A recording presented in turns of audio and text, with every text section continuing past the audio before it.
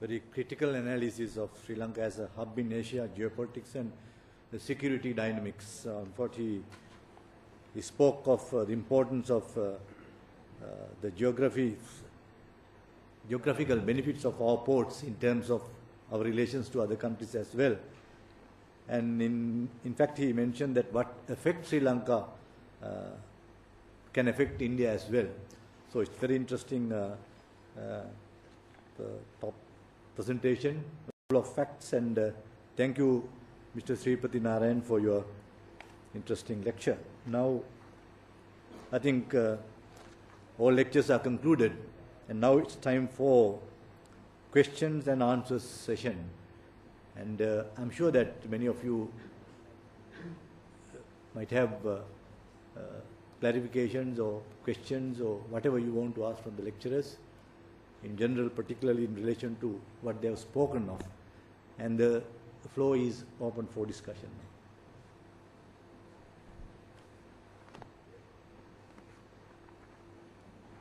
Yes. Yes.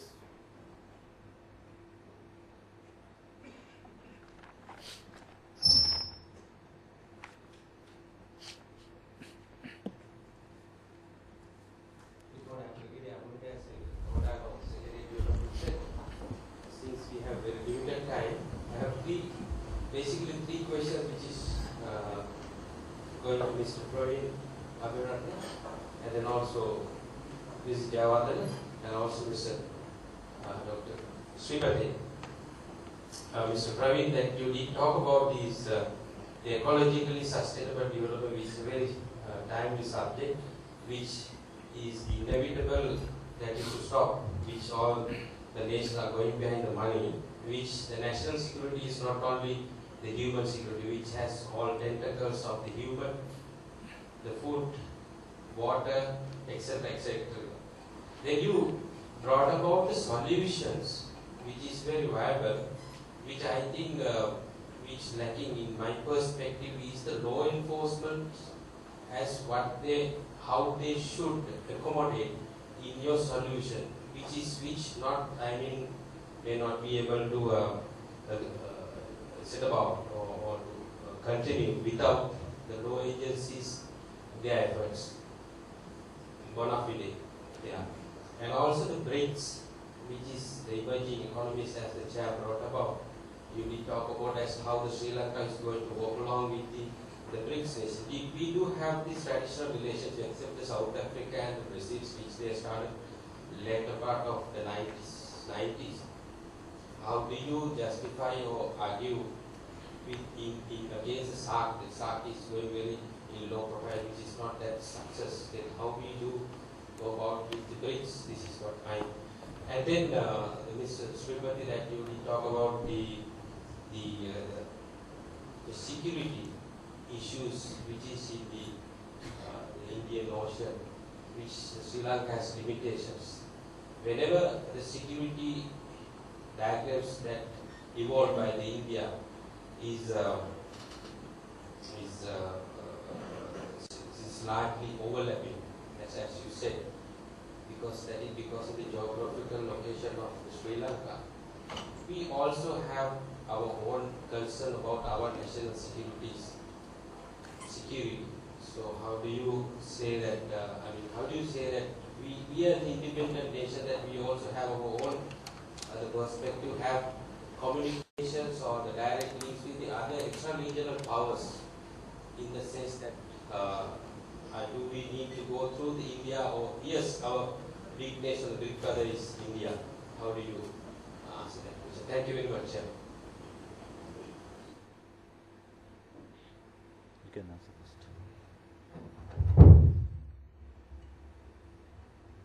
Thank you for asking that question, because you give me an opportunity to bring up some things that I was unable to address. But very quickly, in terms of the role of law enforcement, I think that is actually many issues that will come up will result in the need for more involvement of law enforcement and armed forces.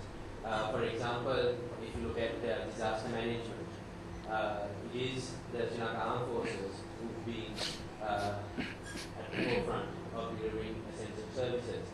The incidents in Valley is a case in point where law enforcement has to get involved. Without food security, with food insecurity and water insecurity, those are the basic needs that people need to survive. When they're not there, they get upset. And you had, I mentioned food riots in Bangladesh, Mozambique, maybe 2008. Rural agriculture populations are the ones who are going to face the brunt of things like drought and the reduction in agricultural yield. So people will have to move when there is no water or there is no food. So internal migration. These are all things that become issues that only good governance, law enforcement, and in situations where armed forces will have to be involved to provide essential services.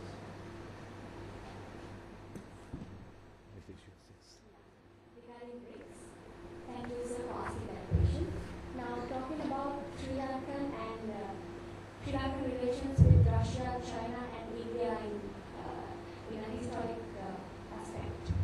I would like to remind you that after independence in 1948, specifically with Russia now, for example, when we, in Sri Lanka, when government changes, we see certain changes in the foreign policy as well.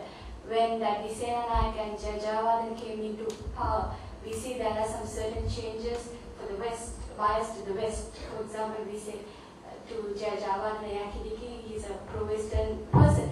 But still, with Russia, we kept kind of a different type of a relation because it was Cold War era. We wanted to be non-aligned, not to be aligned to either superpowers, USA or USSR.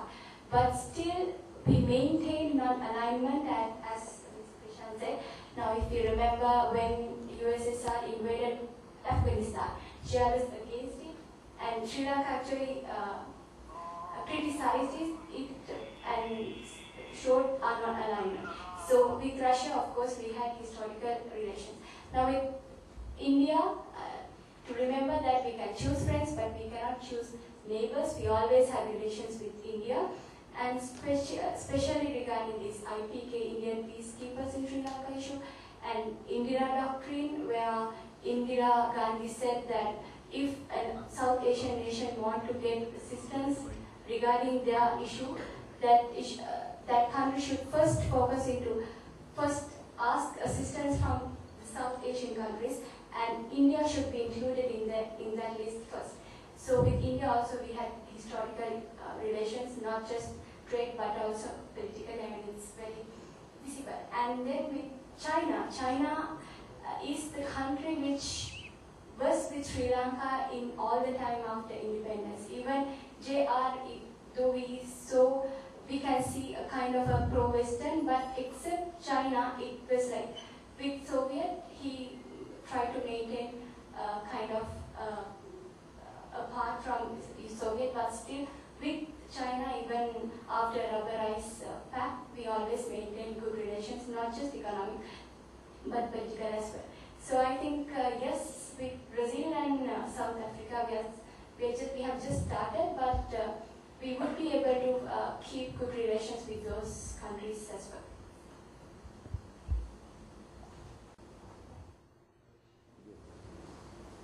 So, as you also mentioned that security concerns of both Sri Lanka and India are overlapping. In this context, the issue that confront India and Sri Lanka is not the bilateral relationship. Bilateral relationship between the two countries from time immemorial has its own ups and downs, but that is a different ball. The concern that really matters is that what happens between India and Sri Lanka is at one hand, but Sri Lanka is not to be seen or perceived to be a launchpad for someone else. If I can have slightly deviate a bit, if you take what is Cuba or what was Cuba in the Cold War, the bilateral relationship between the United States and Cuba was at one hand, but the Soviet presence in Cuba in the Cold War context changed the situation. And it is that kind of concern that matters, not the relationship.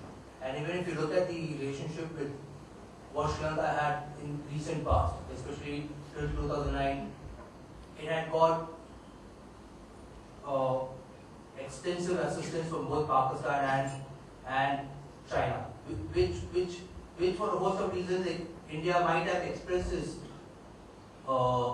reservations for other reasons. It was not the mere act of transfer of arm was not objected because they had a specific purpose, it had a specific end. So that is a different issue.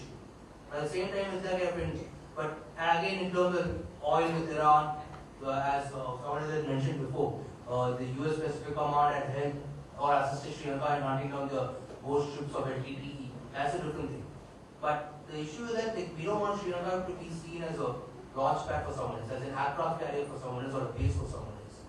That affects India directly. And it is in that context. And not in bilateral relationship with either with India or with anyone else.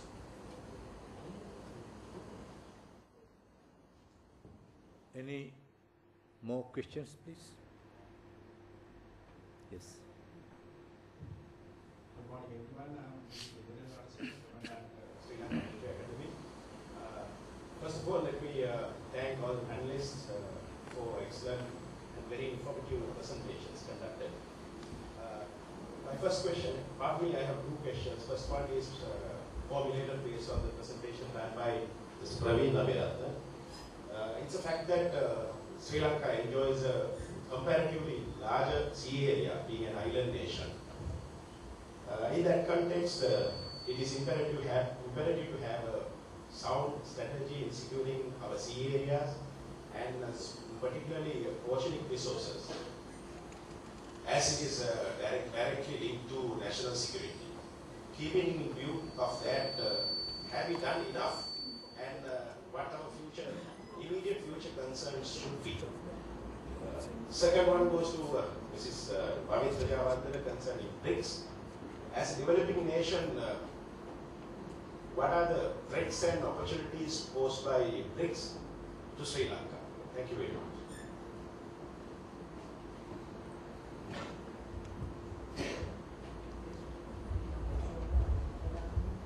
Thank you. In terms of have we done enough, I think we have done a lot, but looking from a selfish Sri Lankan point of view, I think our fisheries and mineral resources should be exploited and used only by Sri Lankans. Recently, it was announced that there is an agreement with the Chinese government, Chinese company, to allow them to trawl for fish in our waters.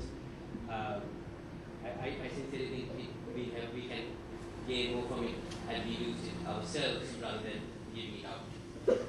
There are a lot of our fisheries, there's a lot of effort to develop our fisheries resources and capabilities.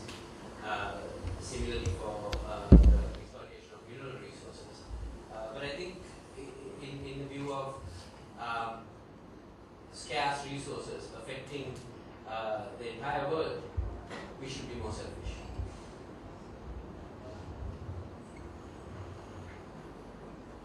Talking about the challenges, now BRICS as a group of emerging economies itself has certain challenges among themselves because they have certain internal issues regarding those nations.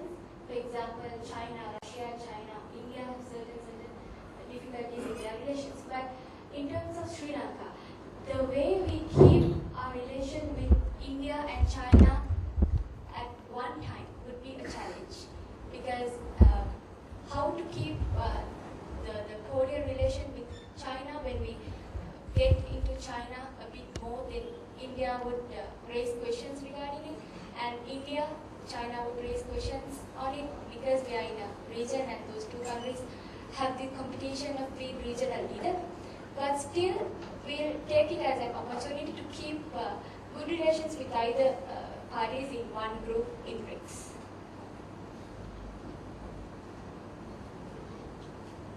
I'd just like to add one more piece of information that would support my very simplistic statement.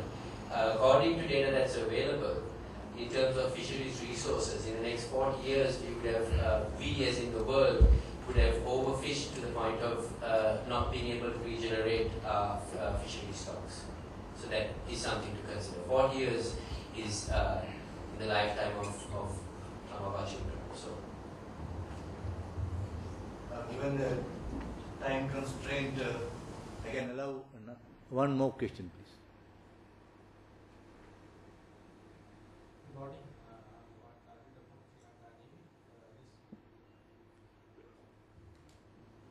This question goes to Mr. Rajendra Gunaratna, and you talk about the neutrality of Sri Lanka.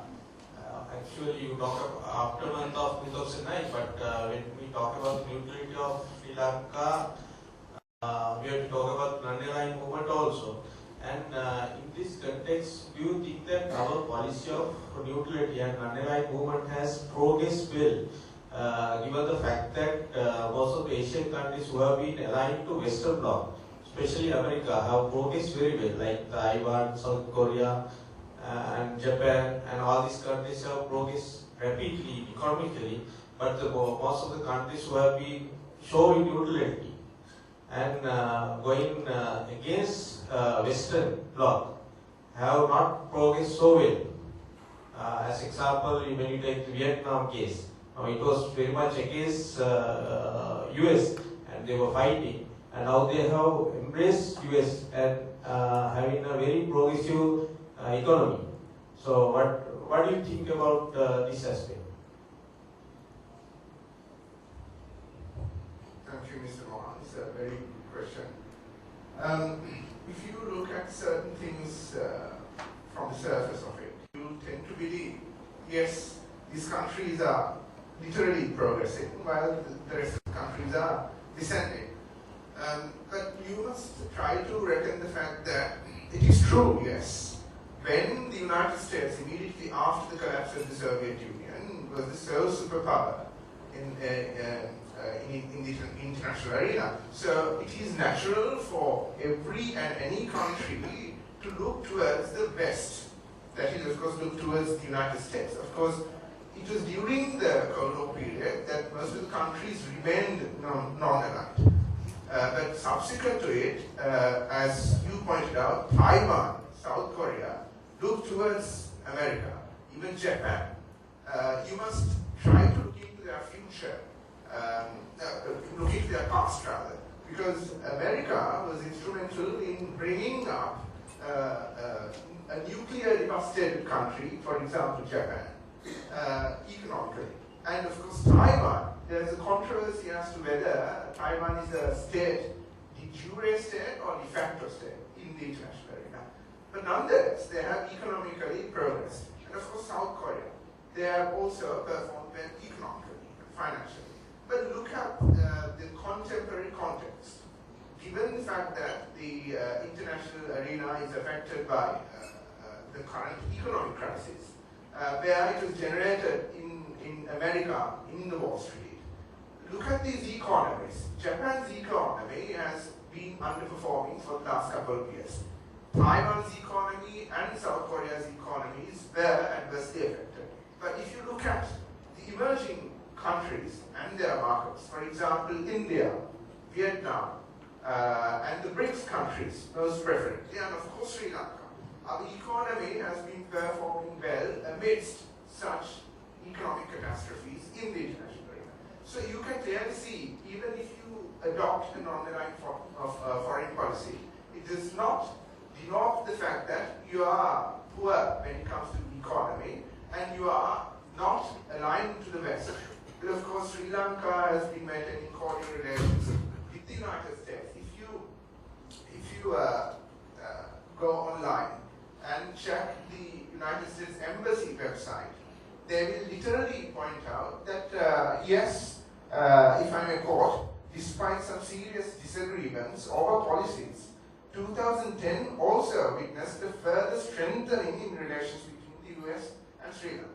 So, of course, to a certain extent, looking west would help you financially, not in the long term, but if you look towards the east, which is most preferably is done by a number of countries, that is where the money is, it will of course help you to a great extent. I hope I answered your question.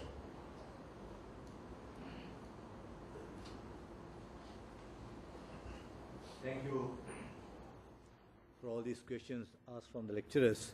And it's now time for us to conclude the session with a small sum up by me. In fact, we had the fortune to listen to expert ideas on diverse topics of current importance globally as well as domestically. And it was a good exposition and very interesting listening to all these lecturers. And I think it really broadened our horizon, including myself. So I would like to thank profusely for all these lecturers for their eloquence in presentation and also the manner in which they answered the question. Those are, of course, very practical questions, but we know that their academic prowess is almost known. But I'm happy that almost all of them answered the question with absolute practical knowledge.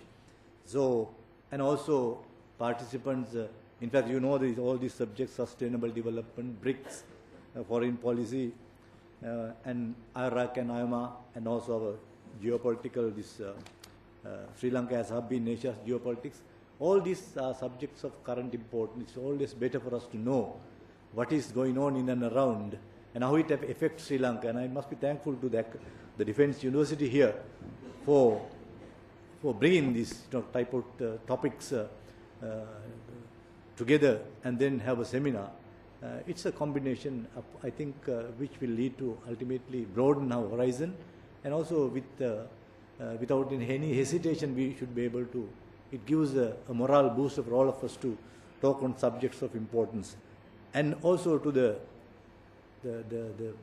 participants for their active involvement and for their very patient hearing. The type of questions that you ask is, of course, an indication of your patient hearing and how effectively you comprehended the lectures. So I am fortunate also not only to chair this session but also to listen to these expert ideas. And let me finally thank all the lecturers here and the guest speakers, distinguished guest speakers, for their excellent presentation during this session. And it's time for us to conclude the session. And thank you very much for your active participation. And I declare this session is concluded. Thank you.